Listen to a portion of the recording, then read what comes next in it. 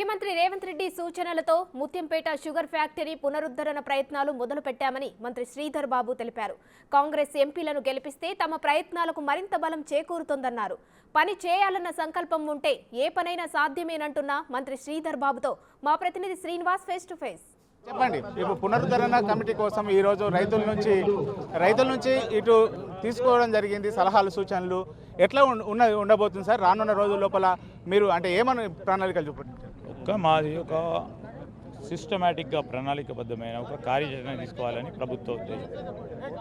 మా ముఖ్యమంత్రి రేవంత్ రెడ్డి గారితో పాటు మా ప్రభుత్వానికి సంబంధించిన మా సహచరులు, మా ఇక్కడ ఉన్న కాంగ్రెస్ పార్టీకి సంబంధించిన మా నాయకులందరూ ఈ ప్రాంతానికి, ఉదాహరణకి కొరుట్ల నియోజకవర్గానికి సంబంధించిన రైతు సోదరులకు సంబంధించిన అంశం ఇచ్చే వరకు మా కాంగ్రెస్ పార్టీ మిత్రులు ఇచ్చిన సలహా సూచనలతో పాటు ఈరోజు బాహటంగా అన్ని పార్టీలకు సంబంధించి, అన్ని రైతు సంఘాలకు సంబంధించి మీ సలహా సూచనలు ఇవ్వమని కోరటానికి వచ్చినాం.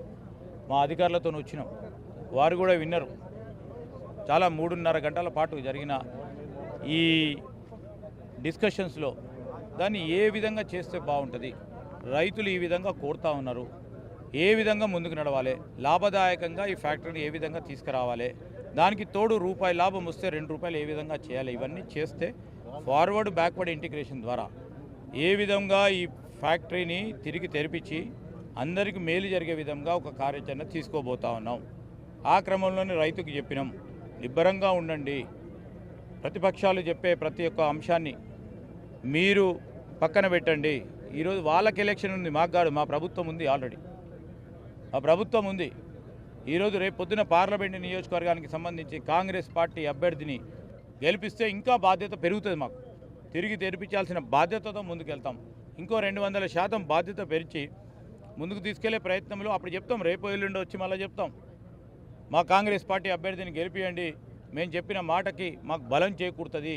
రేపు రాబోయే కాలంలో కేంద్ర ప్రభుత్వంలో పోరాటం చేయడానికి గొంతు ఉంటుంది. ఆ గొంతును ఇవ్వమని మేము రేపు పొద్దున కోరుతాం. ఆ క్రమంలోనే ముందుకెళ్ళడం జరుగుతుంది. తప్పకుండా చక్కెర ఫ్యాక్టరీని తిరిగి తెరిపించడం జరుగుతుంది. వైపు అంటే ఈ ఫ్యాక్టరీకి సంబంధించిన పేపర్లు బ్యాంకు లోపల తనఖా ఉన్నాయని చెప్పి అంటున్నారు. ఒకవైపు మిషనరీ కూడా మొత్తం అక్కర రాకుండా ఉన్నటువంటి పరిస్థితి. అంటే ఇది సాధ్యమయ్యేటువంటి పనేనా సార్? సాధ్యము. మనకు ఏమంటారు, where there is a will there is a way అని ఇంగ్లీష్లో కహావత్ ఉంది. మన మనసులో అనుకుంటే తప్పకుండా అయ్యే అవకాశం ఉంటుంది. కనుక నేను ఇప్పుడు చెప్తా ఉన్నాను, తప్పకుండా అవుతుంది, చేసి తీరుతాం.